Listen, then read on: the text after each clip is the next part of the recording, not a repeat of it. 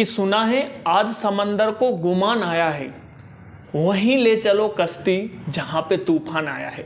नमस्कार, स्वागत है आप सभी का शिवम शर्मा मैथ्स में। आशा करते हैं आप सब लोग बहुत बढ़िया होंगे। आप सभी के लिए एक गुड न्यूज़ निकल के आई है, जो कि निकल के आई है रेलवे की तरफ से।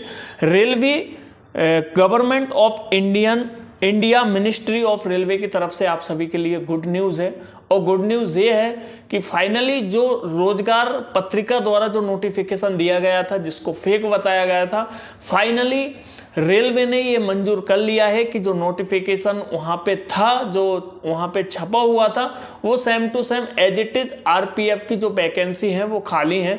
तो इन्होंने तमाम चीज़ें यहाँ पे बताई हैं। मैं आपको एक बार रिपीट कर दे रहा हूँ क्या क्या होगा।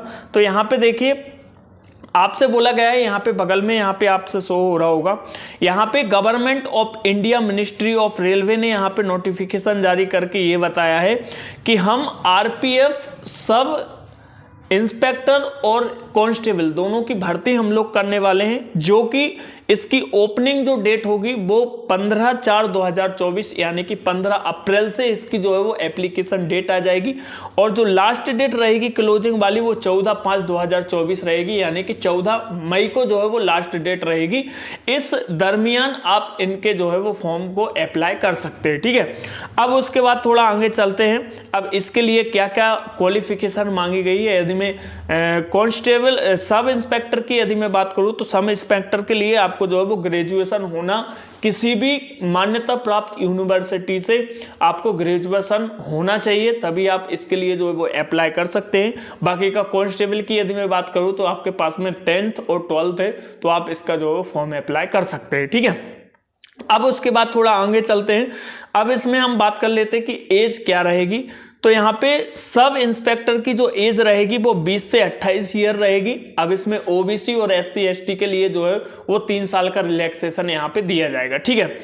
अब उसके बाद थोड़ा आगे चलते हैं कि अब कांस्टेबल के लिए क्या एज रहेगी। तो उसके कांस्टेबल के लिए जो रहने वाली है वो 18 से 28 साल रहने वाली है, ठीक है।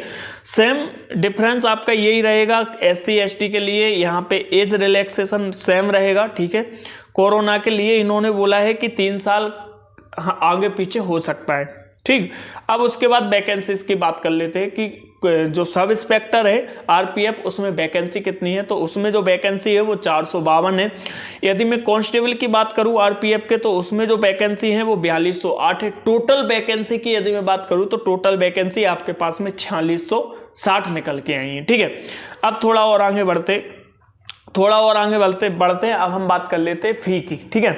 तो फी आपकी जो रहेगी वो जनरल ओबीसी ईडब्ल्यूएस की जो फीस लगने वाली है वो 500 रुपया रहेगी। अब इसके बाद एससी एसटी और महिलाओं की जो फीस लगने वाली है वो रहेगी 250 रुपया, ठीक है। तो आशा करते हैं ये बात आपको समझ में आई होगी। आरपीएफ जो रेलवे मिनिस्ट्री है उसने भी कबूल कर लिया है कि आपकी आरपीएफ की जो वैकेंसी है वो आने वाली है, और एज इट इज डेट पे इसका जो है वो नोटिफिकेशन निकल जाएगा। आप 15/4/2024 यानी कि 15 अप्रैल से आप इसको जो है वो अप्लाई कर सकते हैं।